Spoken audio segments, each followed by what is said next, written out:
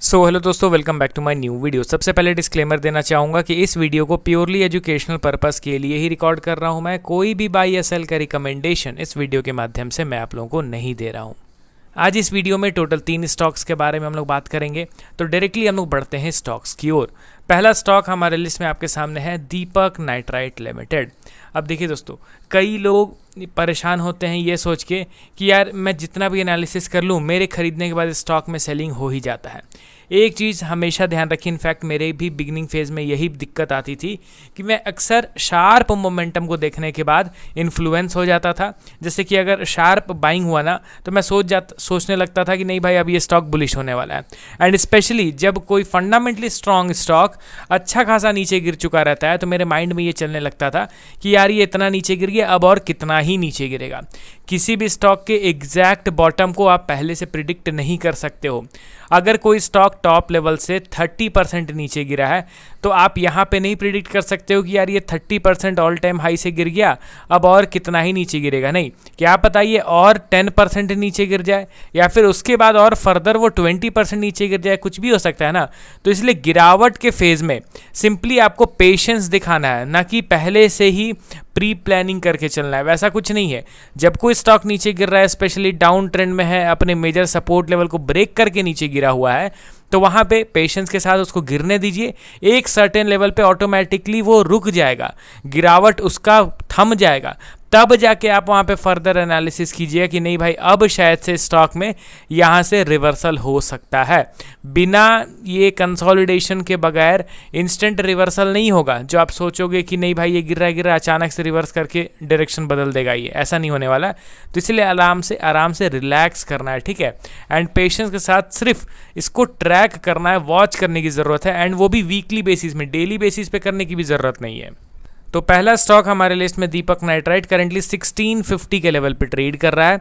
अब देखिए, पिछले कुछ दिनों से तो मैं वीडियो अपलोड नहीं कर रहा था, जिसके चलते इसको मैं कवर नहीं कर पाया। बट मेरे पुराने वीडियोस को जाके देखो, यानी 10 दिन पहले जितने मैंने वीडियोस अपलोड किए थे, उसमें दीपक नाइट्राइट को कई बार मैंने कवर करा था।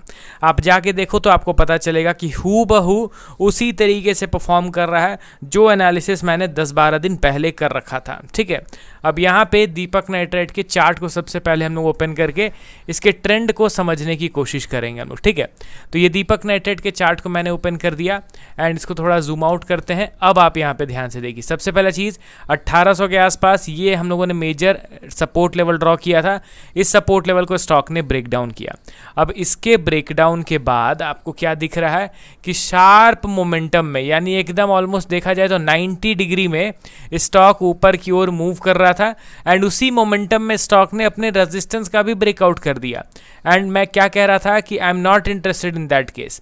एंड उस समय मेरे वीडियो में कमेंट भी आया था कि सर आप इग्नोर करते रह जाओगे एंड स्टॉक नया ऑल टाइम हाई भी बना देगा।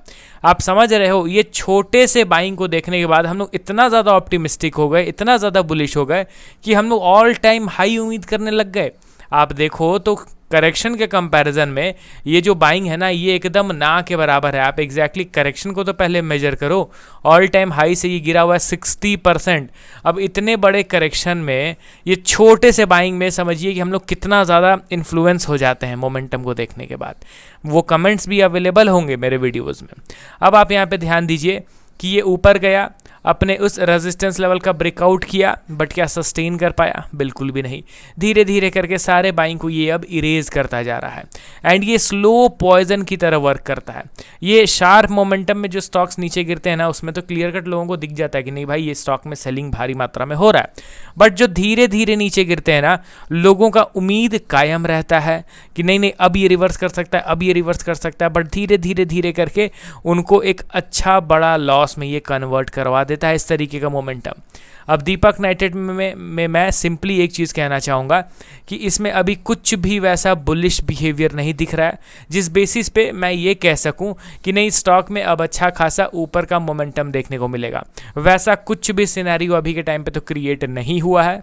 हाँ, अगर ये इसी तरीके से नीचे गिरता हुआ दोबारा से बाइंग होता है एंड प्रीवियस जो बाइंग लेवल है उसके पहले दोबारा से बाइंग होता है, तब जाके उसको लिटिल बिट बुलिश मैं वहाँ पे कंसीडर कर पाऊंगा, स्ट्रेंथ मैं वहाँ पे एक्सपेक्ट कर पाऊंगा। बट अभी के लिए स्पेशली ये वी शेप में रिकवरी मेजर सपोर्ट लेवल को तोड़ने के बाद मैं इस तरीके का अनरियलिस्टिक एक्सपेक्टेशन नहीं रखूंगा। ठीक है, तो अभी के टाइम पे दीपक नेटेड को मैं साइड में रख रहा हूँ। सिंपली वीकली बेसिस पे इसको अगर एनालिसिस किया जाए ना तो भी वो मोर देन इनफ रहेगा। ठीक है, अब चलिए बढ़ते हैं हम लोग अगले स्टॉक की ओर। हमारे लिस्ट में आपके सामने है एस्ट्रल लिमिटेड। करंटली देखा जाए तो 1571 के लेवल पे ट्रेड कर रहा है। इस कंपनी के भी फंडामेंटल्स ज़बरदस्त है। आपको भी पता है कि पाइप कंपनी में वन ऑफ द लार्जेस्ट है इंडिया की, एंड शेयर होल्डिंग पैटर्न बाकी के जितने भी फंडामेंटल्स पैरामीटर देखोगे तो सारी चीज़ें कंपनी की बेहतर हैं। टेक्निकली अगर आप इसके चार्ट को देखोगे तो आपको पता चलेगा कि ये स्टॉक अभी अपने एक माइनर से सपोर्ट लेवल पे ट्रेड कर रहा है। हालांकि मार्केट का जो सिचुएशन है ना वो थोड़ा सा वोलेटाइल हो गया था, नहीं तो ये ब्रेकआउट तो दे चुका था कुछ वीक्स पहले ही, मोमेंटम तो उसके बाद ही एक्सपेक्टेड था, बट वो मार्केट का सिचुएशन इस तरीके का वोलेटाइल हुआ ना, ये अपने अपर लेवल पे सस्टेन नहीं कर पाया। बट देखिए दोस्तों, जो स्टॉक बुलिश रहता है, जो एक्चुअल वे में बुलिश रहता है ना, वो मार्केट के अनसर्टेनिटी में अंडर परफॉर्म ज़रूर करेगा बट मेजर सपोर्ट लेवल का ब्रेक डाउन नहीं करेगा। एंड देखिए, मैं मूवमेंट को देख के एनालिसिस नहीं करता हूँ। यहाँ पे जो जो कमेंट्स मैं अभी पेश कर रहा हूँ स्टॉक्स के रिगार्डिंग, जो जो बिहेवियर आप अभी देख रहे हो, वो चीज़ आप 10 दिन 12 दिन पुराने वीडियोस को जाके मेरे देखो, वही चीज़ें मैंने एक्सप्लेन करा था एंड ठीक उसी तरीके का परफॉर्मेंस अभी भी देखने को मिल रहा है। मार्केट में अनसर्टेनिटी के चलते नो डाउट एस्ट्रल के स्टॉक में भी गिरावट हुआ ब्रेकआउट के बावजूद, बट मैंने आपको क्या बताया कि ये स्टॉक बुलिश दिख रहा है। इस ब्रेकडाउन में, सॉरी, ये जो ब्रेकआउट के बाद ये नीचे गिर रहा है, इस गिरावट में मैं सपोर्ट का ब्रेकडाउन तो एक्सपेक्ट नहीं करूंगा, भले ही यहाँ पे ये साइडवेज हो जाए।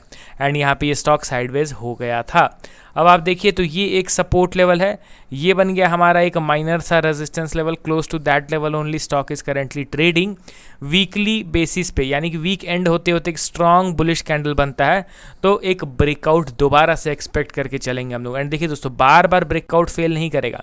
एक बार स्टॉक ब्रेकआउट दिया, सस्टेन नहीं कर पाया, दोबारा से ये ब्रेकआउट अटेम्प्ट करने की कोशिश कर रहा है एंड दोबारा से वो सस्टेन ना करे, ऐसा नहीं होता है। ठीक है, तो इसलिए इस बार ब्रेकआउट के बाद एक अच्छा खासा मोमेंटम हम लोग एक्सपेक्ट करके चल सकते हैं।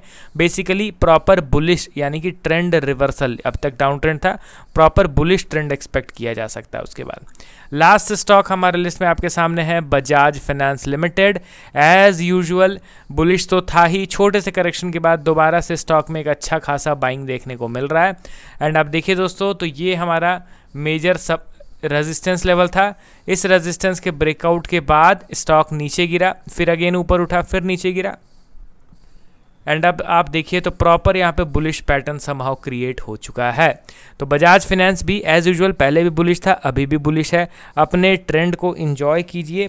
स्टॉक ऊपर उठ रहा है, इसके मोमेंटम को खाली हम लोग को एंजॉय करना है अभी के टाइम पे। एंड ये जो बुलिश स्टॉक्स रहते हैं ना, उसमें सिर्फ एक ही स्ट्रैटेजी रहता है, बाय ऑन डिप।